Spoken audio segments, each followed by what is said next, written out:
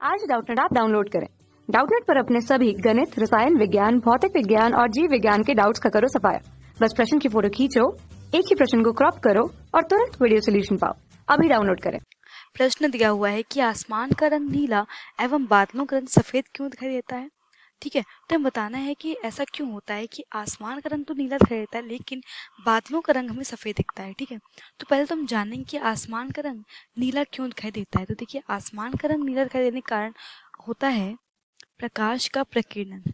प्रकाश का प्रकीर्णन, देखिए तो प्रकीर्णन है प्रकाश का, वो दोनों में ही होता है। ठीक है, आसमान का रंग नीला दिख रहा है, इसमें भी इसका भी जो कारण है वो प्रकाश का प्रकीर्णन है। और अगर बादलों का रंग सफेद दिख रहा है तो इसका भी कारण क्या है, प्रकाश का प्रकीर्णन। तो पहले तो हम समझेंगे प्रकाश का प्रकीर्णन है क्या। तो देखिए, होता क्या है कि जो सूर्य का प्रकाश होता है, तो सूर्य के प्रकाश को पृथ्वी से आने के पहले वायुमंडल में से होकर गुजरना पड़ता है। और वायुमंडल में क्या होते हैं, वायुमंडल में धूल मिट्टी, गैस, जल आदि के कण उपस्थित होते हैं। अब ये कण क्या करते हैं, ये कण जो सूर्य से आने वाला जो प्रकाश होता है, उस प्रकाश को अवशोषित करके चारों दिशाओं में क्या कर देते हैं, विसरित कर देते हैं। विसरित कर मतलब कि फैला देते हैं। ठीक है, तो अब होता क्या है कि जो कि जब ये हमारा अवशोषित प्रकाश होता है, तो अवशोषित प्रकाश जब फैल रहा होता है इन कणों द्वारा, तो वो रंगों में फैल रहा होता है। ठीक है, जैसे कि हम जानते हैं कि श्वेत प्रकाश में क्या होते हैं, 7 रंग होते हैं। ठीक है, और देखिए जो प्रकाश का प्रकीर्णन है, तो इसके लिए लॉर्ड रेले ने एक नियम भी दिया। ठीक है, तो लॉर्ड रेले के नियमानुसार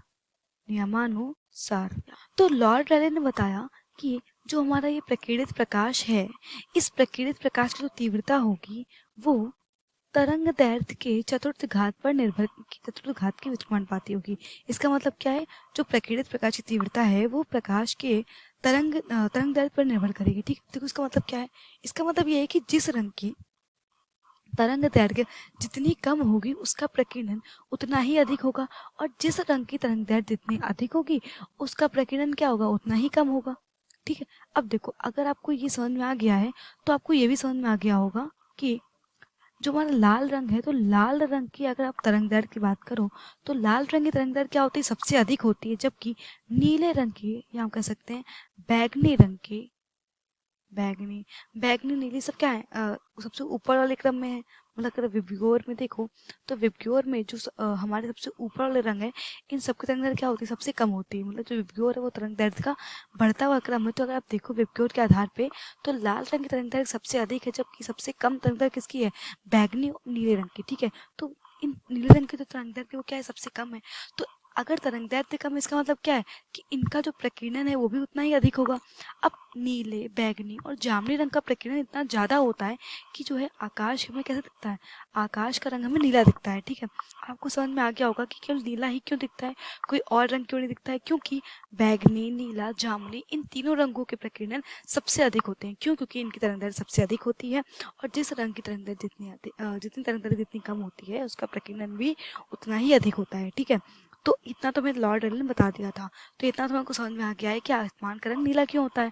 अब हम देखेंगे कि बादलों का रंग सफेद क्यों होता है। ठीक है, तो देखो होता क्या है कि जो बादल होते हैं, तो बादलों में जो मौजूद पानी की बूंदें होती हैं, तो बादल में जो मौजूद पानी की बूंदें होती हैं, तो ये पानी की बूंदें क्या करती हैं, तो जो ये पानी की बूंदें हैं ये सूर्य से निकलने वाले सभी, हम कह सकते हैं किरणों के सभी रंगों को परावर्तित कर देती हैं। ठीक है, जैसे कि हम कह सकते हैं कि जैसे कि सूर्य का प्रकाश पड़ा, तो ये तो पानी की बूंदें क्या करती हैं, पानी की बूंदें हम कह सकते हैं श्वेत प्रकाश के सारे रंगों को परावर्तित कर देती हैं। ठीक है, आपको दिख भी रहा होगा चित्र में, आप देख सकते हैं कि देखिए सारे जो रंग है उनका क्या हो रहा है, परावर्तन हो रहा है।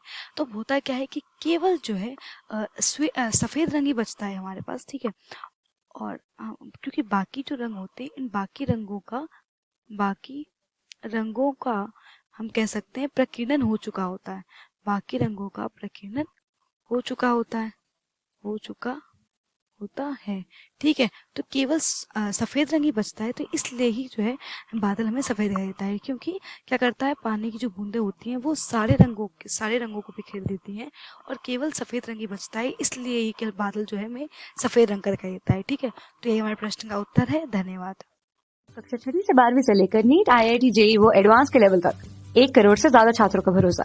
आज ही डाउनलोड करें डाउटनेट ऐप या व्हाट्सएप करें अपने सारे डाउट्स 8400 400 400 पर।